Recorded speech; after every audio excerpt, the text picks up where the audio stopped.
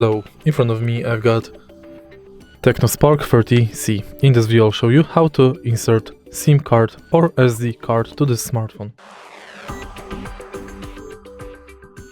In the beginning, prepare SIM card tray opener and open the SIM card tray.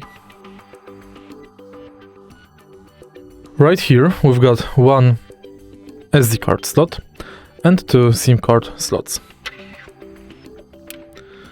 Insert SD card like this and SIM cards like this. You can see the cut here in the edges.